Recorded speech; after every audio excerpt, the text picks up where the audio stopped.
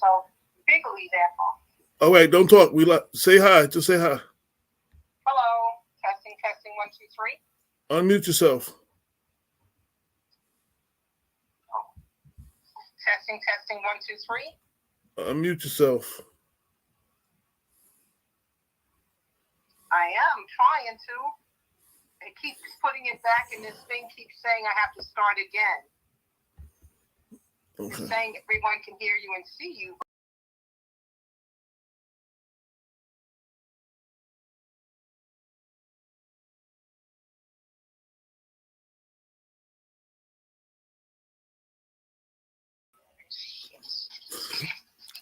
Welcome. Oh, you know what? Say something again. Oh, you know what's going on? I have you on the phone. That's the problem. Okay. That's the problem. All right, I'm hanging up. Welcome. Technical difficulties, as you can see. My guest is on their way. We are tuned into a special edition of the Black Westchester Power Hour. I'm AJ Woodson. We have a special guest today that is going to be talking about corporate wellness. As soon as she gets in, I'm gonna give it a little intro, and I will be right back.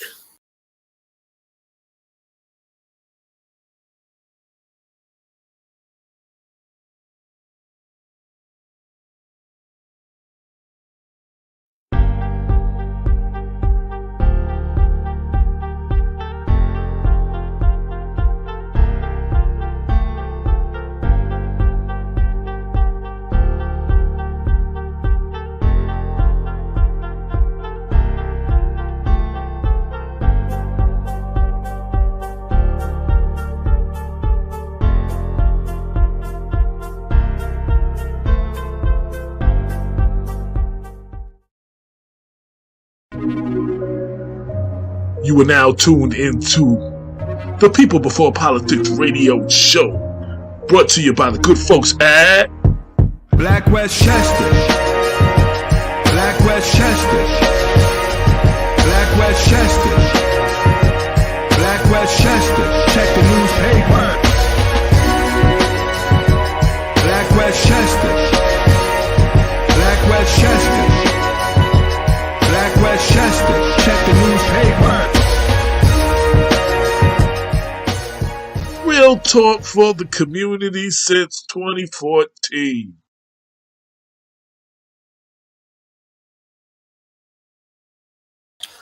Okay.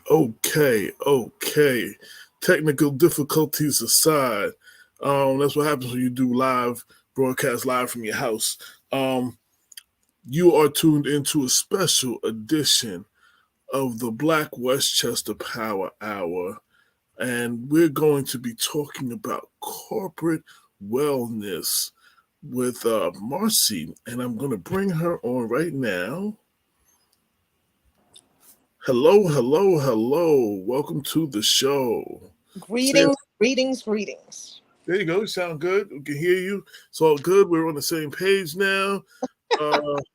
Yes, links were going crazy, but everything is working. Almost everything is working. Everything is working. Testing something else. So, tell everybody who you are. A little bit about yourself. Let's start there. Absolutely. First of all, I want to thank you, AJ, Mr. Woodson, for having me here today. It was a wonderful thing to meet you and Damon Jones a couple of weeks ago when I was a part of your health conference for Black History Month, was it? Yes. Time flies. I tell you, we're already going into the second quarter of 2023. So I am Marci Kenon, and I am a lifestyle coach. I am a certified life. Sorry? Sorry about that. Go ahead. I'm a certified lifestyle coach and a certified fitness trainer. I have worked at Gold's Gym in Las Vegas. That's where I got my start in 2012 as a personal fitness trainer. I have worked at Equinox downtown as well as Blink Fitness here in Harlem. So while training people in the gym, I realized I had to know more about elements beyond the fitness and the physical. Most people nowadays are looking to lose weight. What they really want is to change their body composition to have more muscle and less fat, right? Uh, and so I started to look around for ways of edifying myself and learning about other areas of what makes us well. What is wellness? What is well-being? And I'll use an acronym which will be helpful. First of all, it is physical, it's mental, as we all know after COVID, and we're going to talk a lot about mental health because um, it's sorely needed right now. With all you have to do is look at the news and see how important it is for the United States and the world right now. It's spiritual, it's emotional, it's financial, right? Wellness in all of these areas are important. Did I miss any areas? It's relational. Here we are on LinkedIn. You know, my business is as will grow as well as my connections, right? Not just any connections. I need very specific types of connections and people of a certain character to do business with. You know that, AJ, right? Right. So let me just stop you. And I don't know if you gave the definition. What is corporate wellness? I know So corporate specifically. well, okay, so I have transitioned from doing what's B2C, business to consumer. So, you know, I've worked with a lot of individuals, right? Mostly virtually recently. So corporate wellness is simply an employer, or you know, that could be a private company, that could be a government entity, that could be a nonprofit for that matter, offering wellness services or providing wellness opportunities for their employees, their team members, their board of directors, whoever is within their purview. And that can be anything from having a nutritionist come in and talk about nutrition. That could be having a yoga class available on site. That could be having an entire gym on site, right? That could be having a break room where there is a ping pong table, right? That could be having a quiet space where people can go and do some mindfulness. I mean, it's endless. It could be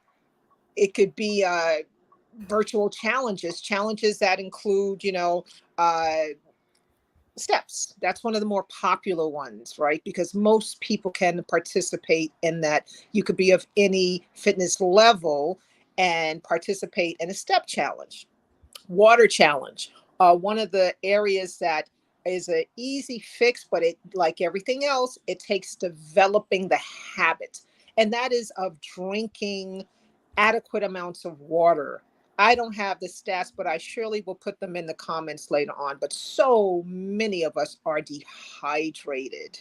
We're dehydrated. We're not getting enough of water in us, you know, and we're dehydrated, right? We don't have potassium enough. We're dehydrated. That's something that we can work on through a challenge. So let me stop. Let Yes. me stop you. Let me stop you right there. So for a corporation, Mhm. maybe a college, a university, why do we need this? Why do they need this? Okay, so basically, what happens is, you know, in our country, one of the largest expenses in terms of our budget goes to health care, right? And a lot of that is spent on areas that are lifestyle oriented, right?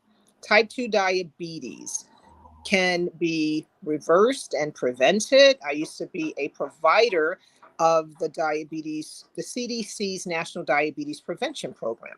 And that program targets people who are borderline pre-diabetic, right? And the hope of that program is to make sure they don't enter into the type 2 diabetes realm.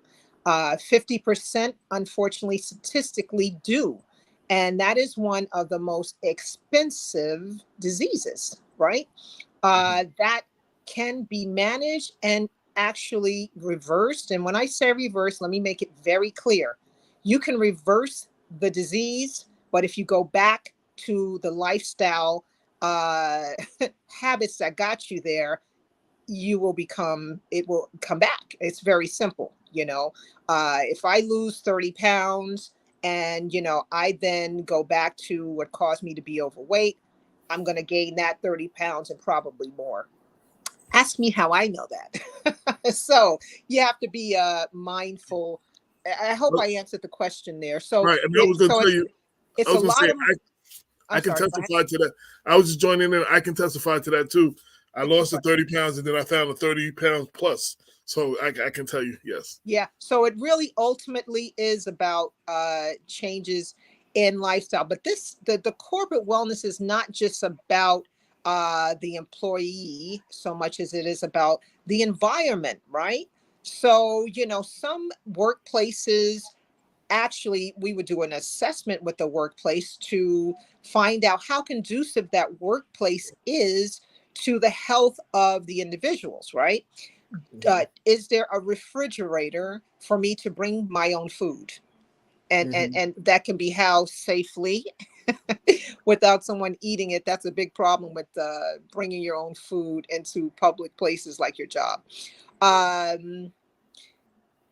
Is there a microwave? Is there a stove? Are there stairs that people can walk up and down? Team building is a part of corporate wellness. So corporate wellness goes beyond if I am just working with a person. I mean, it could be similar in that, think about this, the environment in your home, right? So you're spending 8 or more hours typically in a work environment. That's a lot of time, right? If you sleep 8 hours, that's a third of your day is inside of a job, a third or more. So, when you go home, is your environment conducive to health as well, right? Are you the only one eating well? Are you the only one, working out, maybe doing an in-home workout? If you are being mocked or teased about trying to better your health, that can be an impediment, right? If you have to cook 3 and 4 meals because the kids don't want to eat this, and you got to do this for the husband, and you're trying to, eat eat healthfully, and they're not interested in the equation, that can be an impediment as well. Does that make sense? Right. But what I want, so corporations, one thing, and I'm maybe a cynic, people in business Mm-hmm. want to make money Mm-hmm. and they don't want to spend money. Mm-hmm. And what I find is people don't always appreciate the things that we need, that they should have to pay for them or should have to pay as much for them. So what is the Okay, when you say that, are you some, saying the some, corporation right, executives, or are you talking about the people, no, the employees? businesses, yes, businesses itself. Okay, so let me So hone. what is the benefit to the business, to the corporation, to the university? They For save them looking money. into it? They save money. So how do Okay, they save money? they save money. First of all, through absenteeism is a huge hit for people, right? When people are sick and suffering and they can't show up at the job. Another term I've only recently learned, I didn't know there was a term for this, but it's called presenteeism. And that means I'm showing up, but I'm not producing maximally. probably I'm not even producing halfway. I'm distracted. I'm slow. I have other things on my mind. I'm on the phone. I'm on the computer. Some of it can be health related. I'm dragging, right? Uh, so, uh, and another thing is people don't understand the link between what we eat and our mood. Exercise helps in terms of your mental health. So a lot of people are having mental health challenges. You're hearing it everywhere. So when you say, well, how can that help me? There's a lot of people leaving jobs because number one, they don't like the environment, right?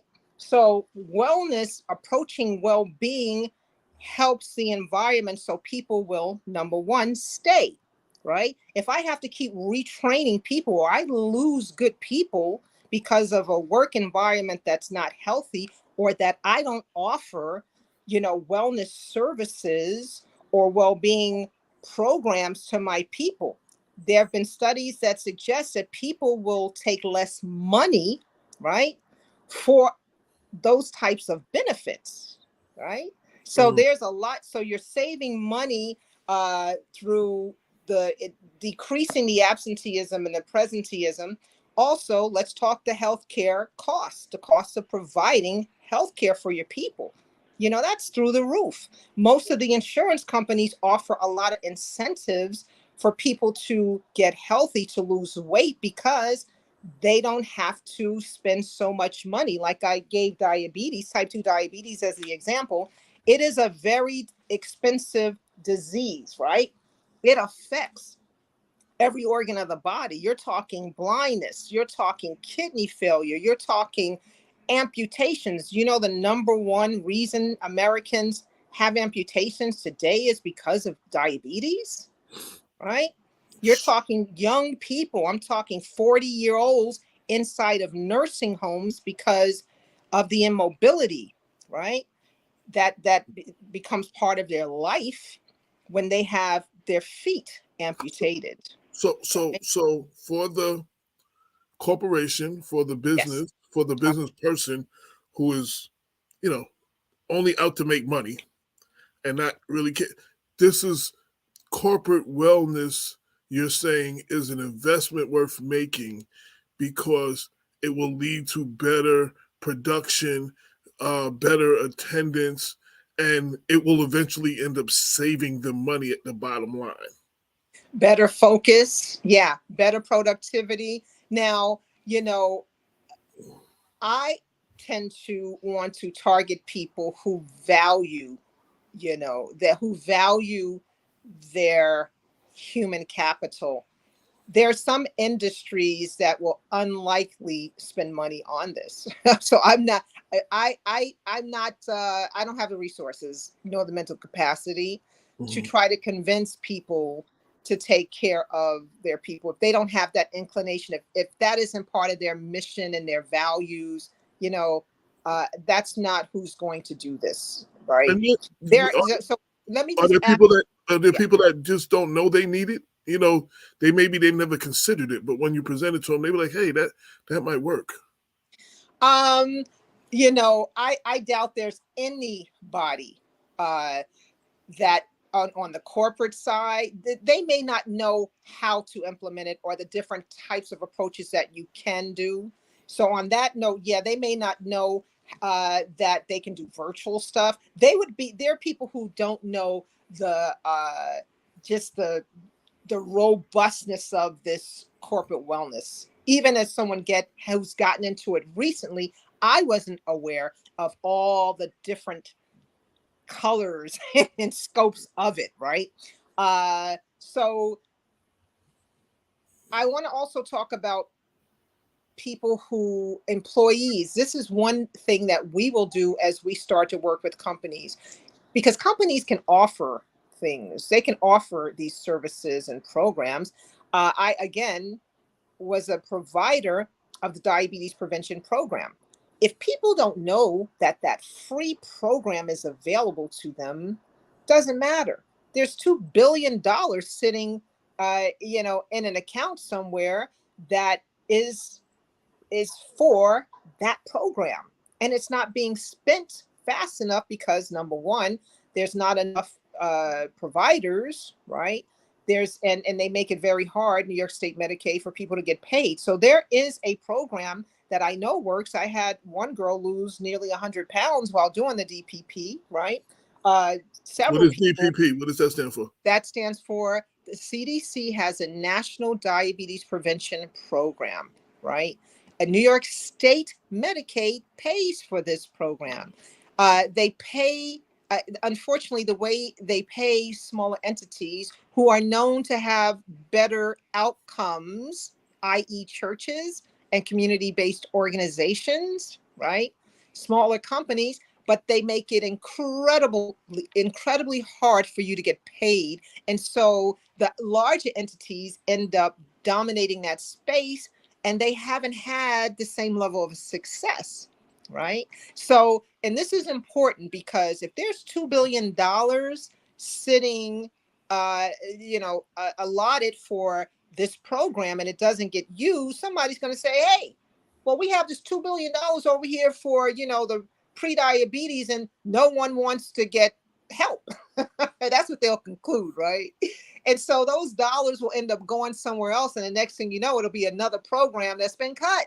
You follow what I'm saying? Absolutely.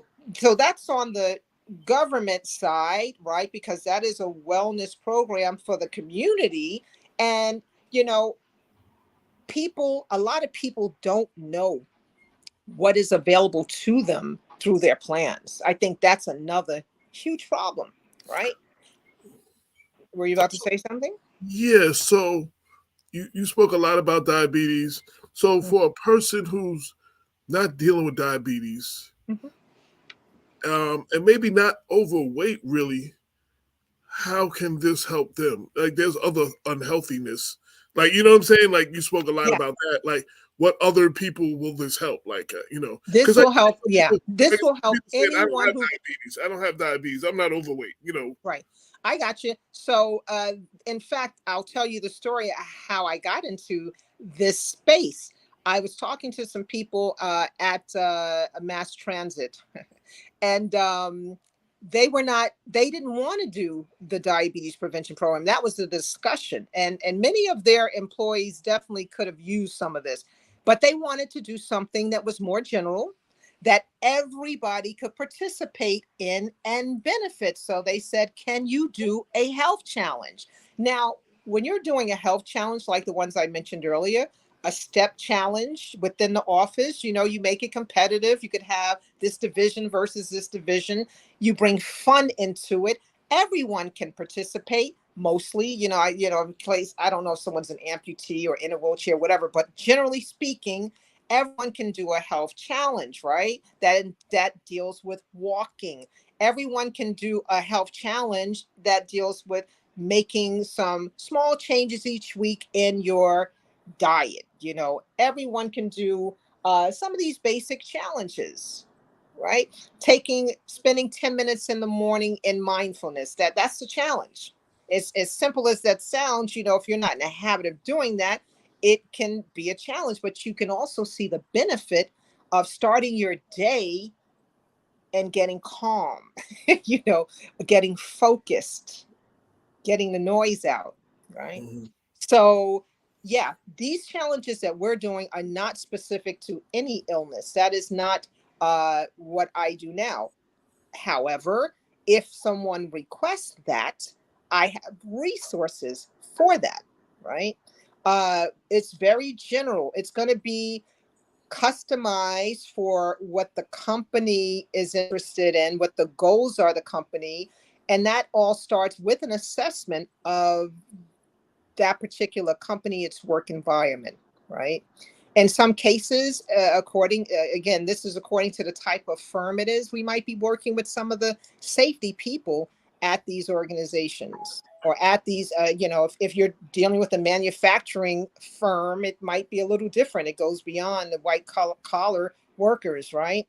So there is an incentive. Let me add this as well, AJ. Our government gives incentives for wellness they help the private companies in terms of these wellness uh, efforts. Okay. But it does, again, I think another one of the issues that can come up, and I've heard stories of it, if we are dealing with leadership has to lead the way on this. Let me put it that way. Leadership has to spearhead this. They have to be involved in the process because that's what gets the engagement of workers, right? If the managers are involved and the heads are leading the way. But if I'm someone who's a leader and wellness is not important to me, and I really don't want to deal with my own issues, whatever they may be, right?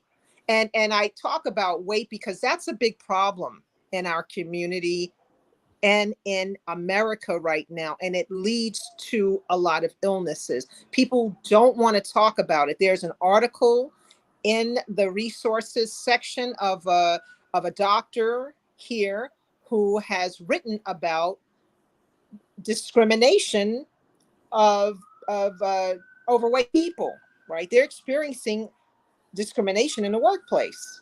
So that's a whole nother subject, but we can't keep dodging the discussion because it's so prevalent.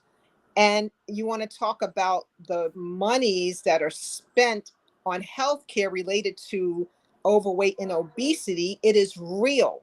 It is real, right? It's hitting young kids. If I'm cooking a certain way, it's affected my health, and I'm cooking this for my kids, and I'm buying this for my kids, which is working. The next generation is going down the same path, and it's not good.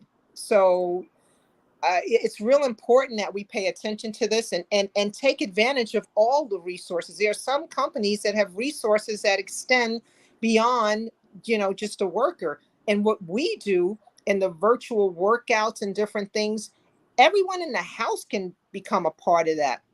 A lot of people, there are people who are open, family members who are open, ways to introduce your kids to certain foods, ways of creating healthful snacks, right?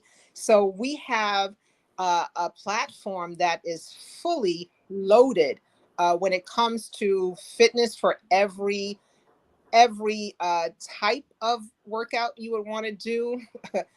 Some as the length of 10 minutes to 60 minutes. Some live, right? You can do it live with the trainers and people around the world. We have some that are, if you like yoga, if you like Pilates, if you're into strength training, if you want to do hip hop dancing or country line dancing for that matter. It is very broad and it's for every fitness level.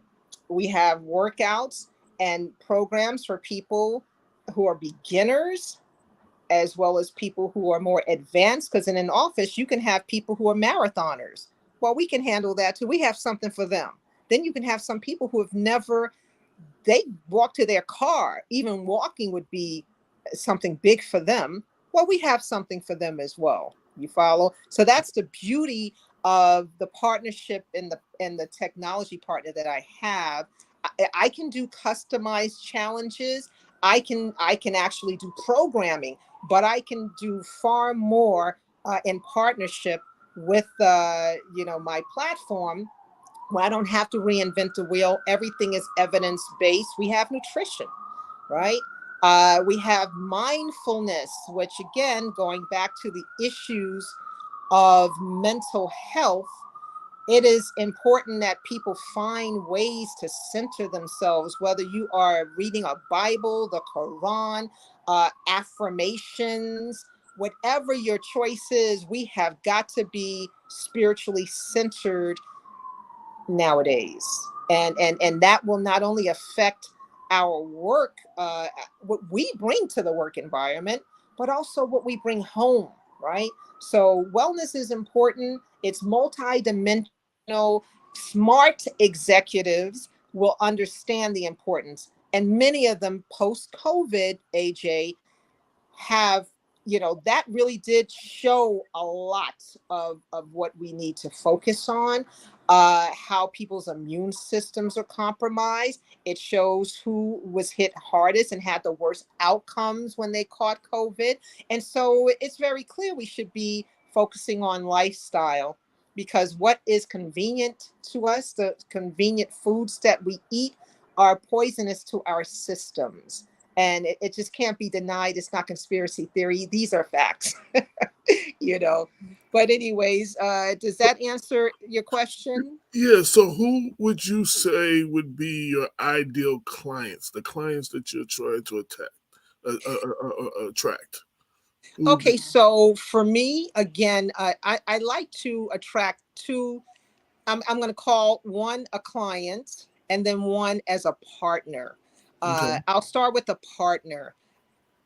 There's a lot of opportunity in this arena, and I would love to work with and collaborate with other wellness professionals who are, number one, understanding that they can only do so much as a fitness trainer. You can only work with so many people as a nutritionist. And what we do, we can work with more people, right? Through our platform and through growing our business with other partners. That's one. So if you're a wellness professional, you like to work with more people. The way I'm set up, I'm only working with a minimum of 25 people in a corporation, in a corporate setting, right? Some people may choose to work with less. I have a network of wellness professionals and coaches. So if I had the opportunity to work with 1,000 people, of course, I can't personally handle all of that volume myself, but I have a network of people who can. So anyone who's looking to grow their business and not, putting themselves in a grave doing it, please contact me. You can contact me via LinkedIn. You can also reach out to me, MKEN as in Nancy, ON as in Nancy, at joinplanglobal.com. So, in Is there? reference to companies, Okay. Go in ahead. in reference to companies, again, I am based in Harlem. I'm in New York City.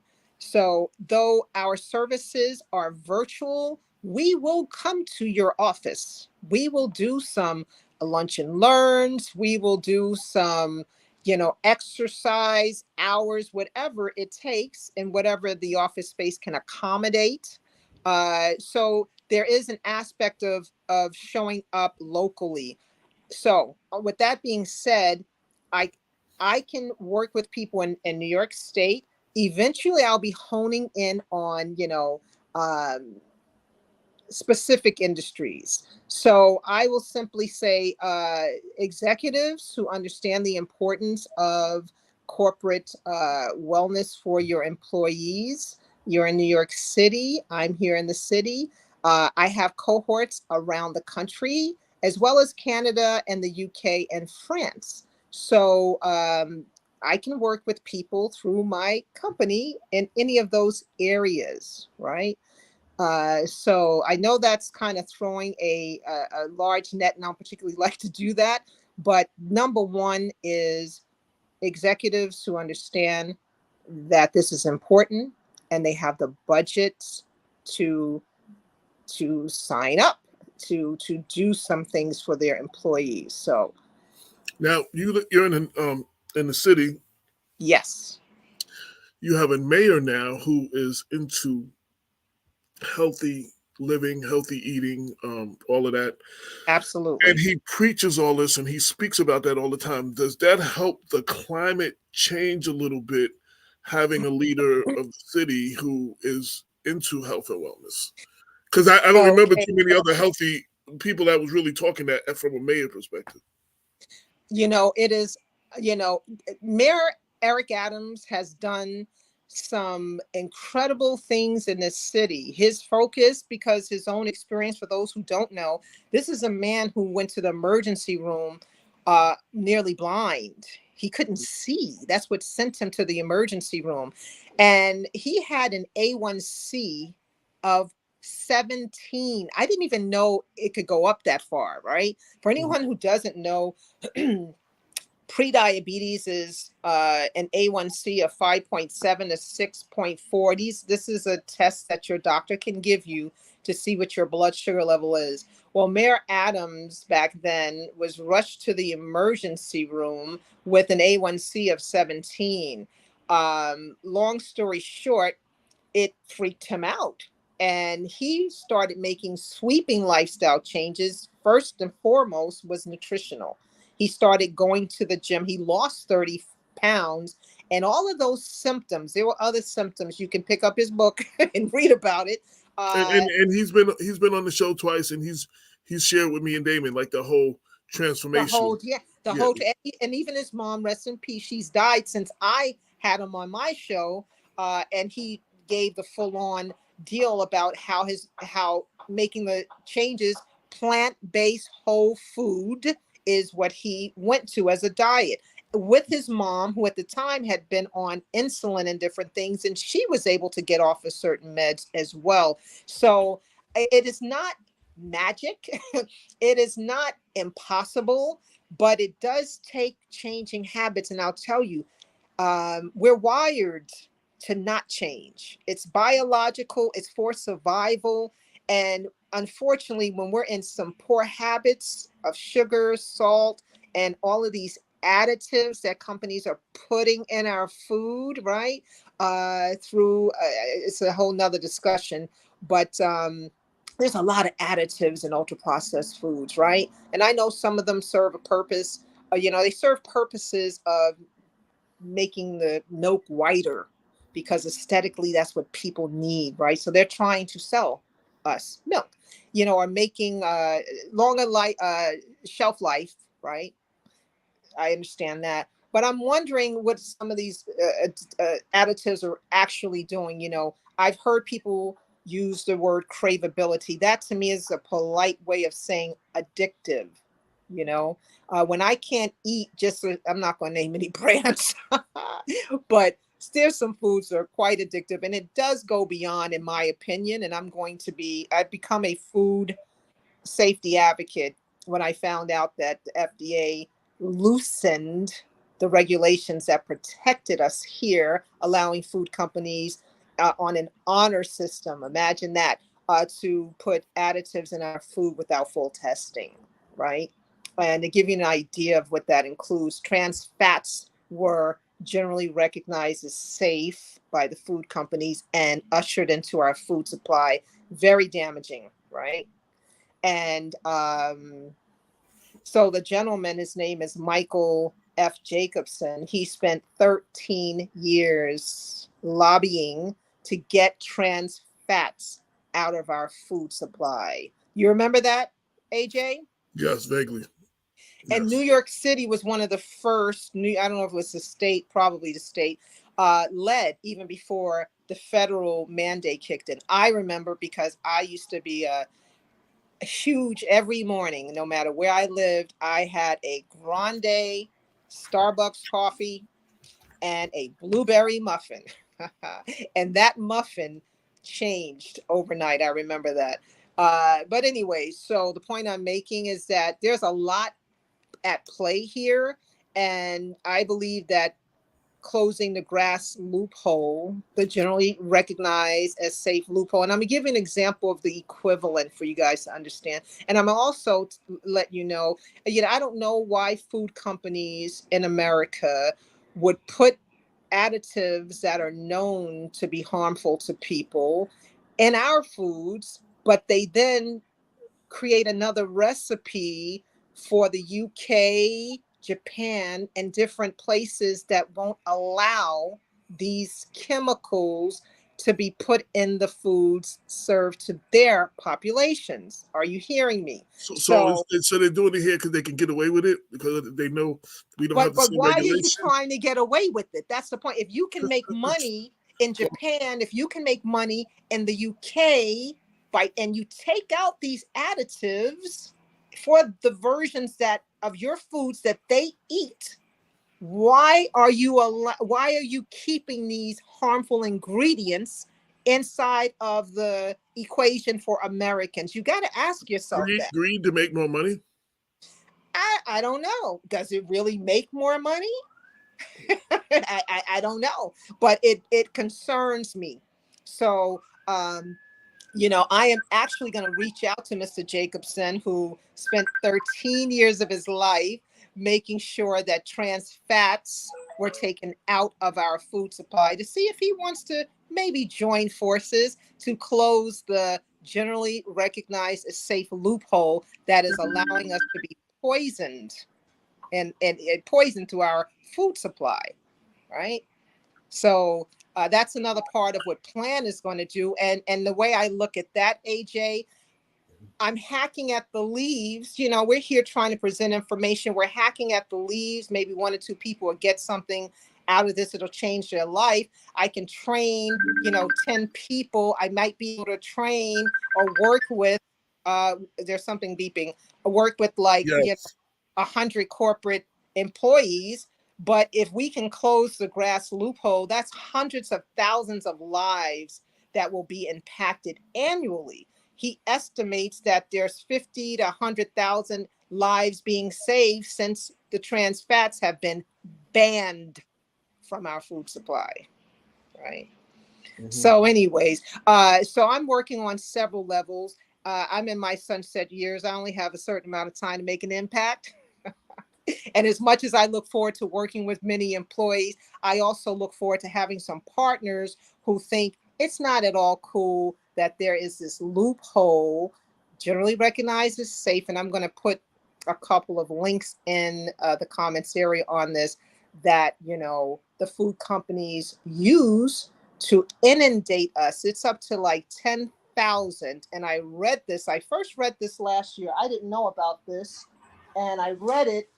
And I'm going to plug this man's book because it has changed my life on so many levels. If you can see this is Fiber Fuel, written by Dr. Will Boltzowitz, right? He's the gut health MD. And I read about this grass loophole on page 339 here in his book. And I've been disturbed about it.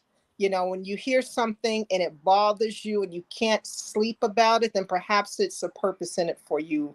And for me, that's because I read this and I go, are you serious? This is happening in our country? This is what's being done to us? Yeah. This is where I first heard about the grass loophole. And it's equivalent to the loophole that was created in 2018. We had stringent laws after the 2008 crash. Banks, right? Dodd-Frank was put in place so that would never happen again, right? Remember the crash of 2008? You remember that, AJ? Yes. So the equivalent I'm making is, we see what's happening with the banks now because lobbyists of the banks went in and said, you know what, we really want to charge people $39 for every, for overdraft fees. We want to do that.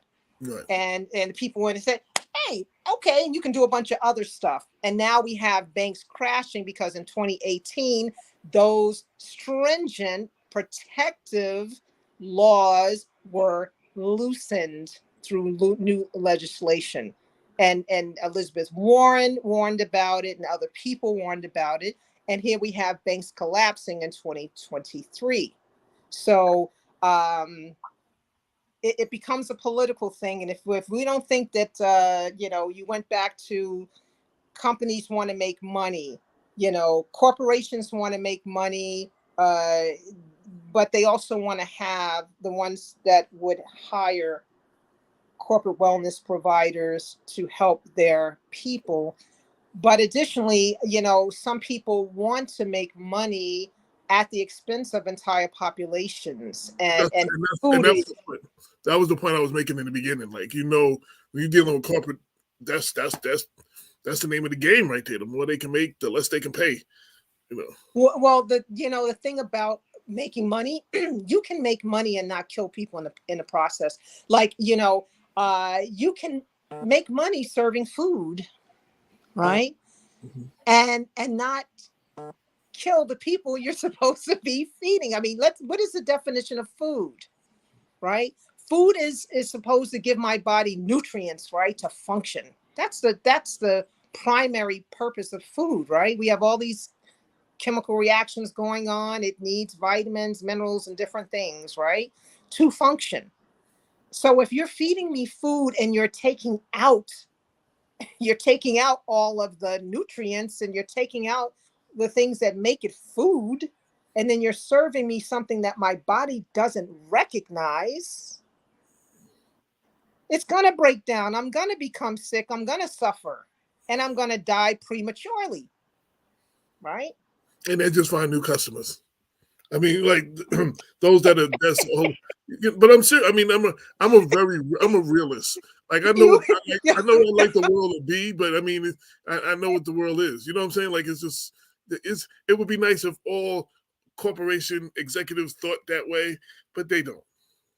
well, I understand you're being a realist, and I am a transcendentalist. I believe that's what it was called when I studied it in international relations. But I believe I'm hopeful. I'm a faith-driven person, I'm hopeful and too. and I believe that, and I know the end of this story because all of this, in my humble opinion, is spiritual. Okay, it is spiritual, and so I am here on this earth, and I'm going to do what I can do within my power, right? Uh, and the power that engages through me to help to be part of the solutions and not the problems. And there are plenty of corporations that have altruistic missions and they live them. Now, as you said, I'm not looking to convince people who don't think it's worthwhile and it's not in their value system, or they put it up on a wall, but they don't live it, right? More than likely, I'm not even going to get to speak to any of those people, because the people who are going to be drawn to my marketing or what I'm doing are gonna say, oh, okay, you know what, we worked with some people before, uh they charged us for 500 people, but only 100 of our people showed up, so we lost a lot of money on that. Well, guess what, we only charge you for those who show up. If you have 500 people and 75 of them sign up to do the program, you're not getting an invoice from us for 500 people. That's one of our selling points. Okay, that sounds good.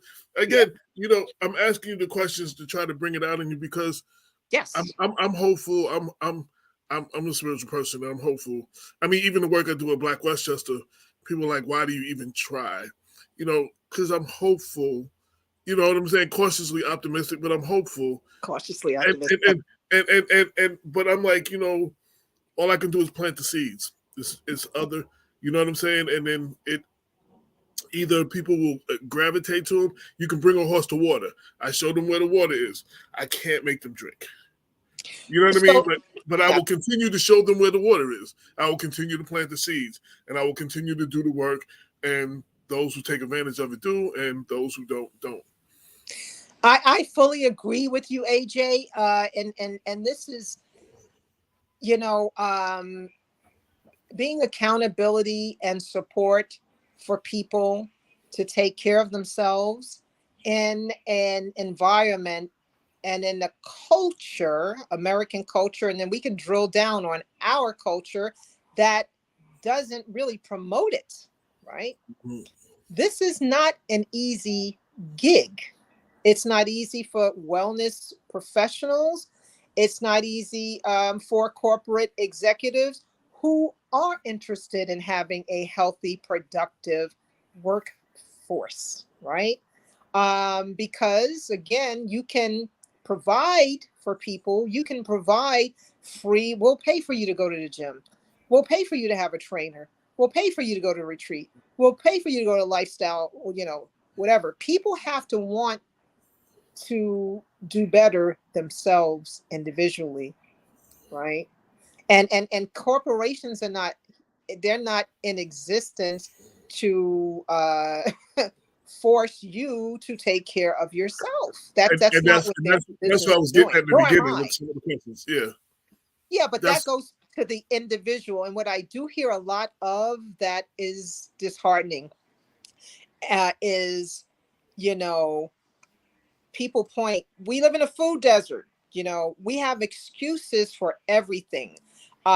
We live in a Mercedes.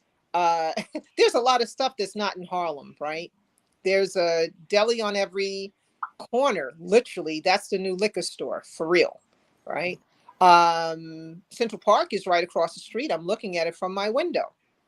So we make choices. Unfortunately, a lot of them you can only do as well as the people around you that kind of, you know, who's who set your life up. So if my mother eats junk all day and I develop that habit, I'm going to have the same consequences. A lot of times people ask you about your people, and folks think it's because everything is genetic and blah blah blah. According to Baltimore, it's only 20% of it is genetic and all of that. It is lifestyle, it is culture, and it is being passed on, in the house. It's being passed on.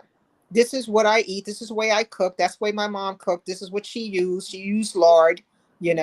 I can't imagine having vegetables without a bunch of salt, without a bunch of butter, blah, blah, blah.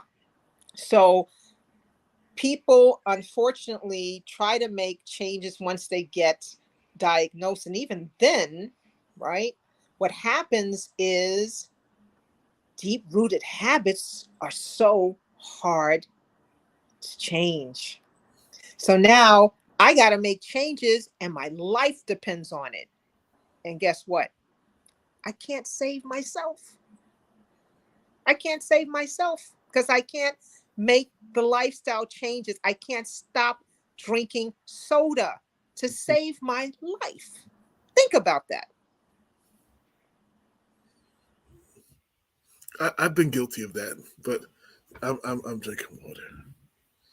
But do you want, and then the other flip side, and I see people some kind of way, and we need to teach kids about their body anatomy, and we need to teach them how food affects their bodies. Some kind of way, we believe we can put stuff in our bodies and it doesn't affect our health. Where every time you go to the doctor, they check your blood. What you put in your mouth creates your blood, right? Either your blood is going to be healthy or it's going to be unhealthy. And if it's full of sugar and fat, and you have a high triglyceride, all that stuff is going to your brain, right? The blood is going throughout your body, and it is short circuiting your body. If you have issues in your blood, you have issues in your brain. Mm-hmm. You can't think straight, right? You hear a lot about mental fog. You hear that a lot. I can't focus. I'm so distracted. A lot of it is lifestyle, right? Sometimes we got to turn these devices off. That's hard because we're addicted, or I do business on it. Yeah, I'm not on the mountaintop with some of these things, mind you, but I am more aware, and I am personally willing. I don't want to die and have from something that was preventable with all the knowledge I have. That I don't want that to be the end of my story, and I'm willing to fight, for that personally. So people that are hearing this, they want to get in touch with you. You have a website, social media, contact information. Mm-hmm. So, yeah, please, you can contact me via LinkedIn. If you're on LinkedIn, send me a connect. I will accept it. You can also reach me. I gave you the corporate email address, Kenon, KENON. That's N as in Nancy, ON as in Nancy, at join, JOIN, plan, PLAN, global, GLOBAL.com. PLAN stands for Preventive Lifestyle Assistance Network. In order to do what I am doing and plan to do on a much greater level, I have a network of partners and people with whom I collaborate to bring the best we can bring to corporations and their employees. Sounds good. So basically, this is something that corporations that want a healthy environment and a healthy workforce, this leads to better productivity, less absenteeism, and all kinds of other things. This is something that is a good thing. Yeah, and finally, one thing that you've heard, and it's a lot in the news right now, companies are having a hard time retaining their people, right? Mm-hmm. Mm-hmm. And a lot of people are leaving because of what they consider to be unhealthy environments, right? Toxic work environments. You know, you can work with wellness companies, well-being companies to help change the environment so that you can retain people. Do you know how it is to lose good people and have to retrain people for positions that, cost a lot of money? So retention is a huge part of this as well. When people are happy and their environment is cool and I enjoy going to work, I'm not like, oh God, I got to go up in there today. And a lot of people are preferring, and since COVID, they've had a taste of a hybrid work, work week where I'm working from home and I'm going into the office. And many people are keeping that because people were productive. There are some micromanagement people who have to see the people and they have to breathe down their neck.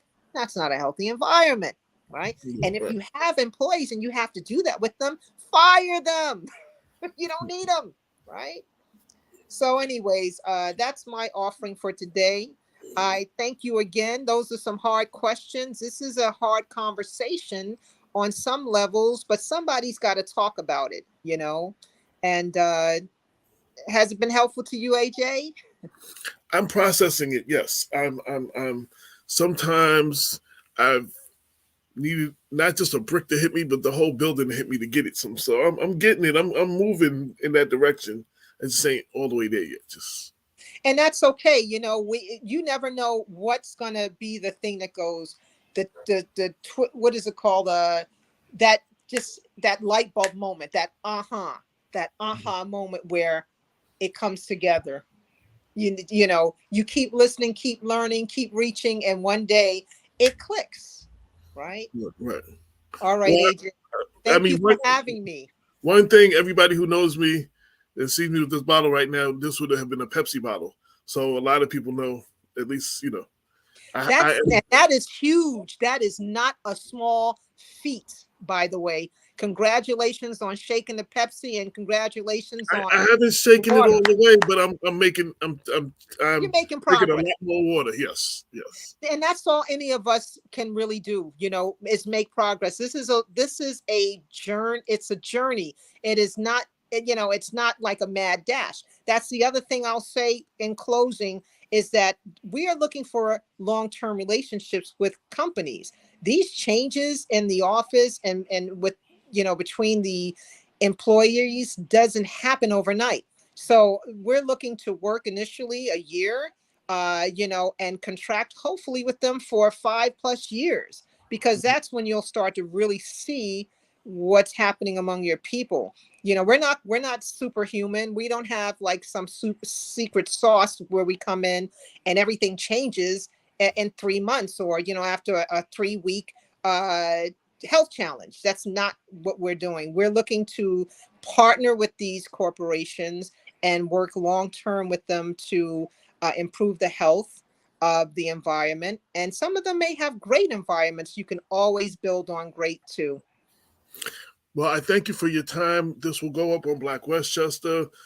This is a special edition of the Black Westchester Power Hour. We do community spotlights. This is today. Guest was Marci Kenon, and we're talking about corporate wellness. Until next time, peace. Peace, y'all.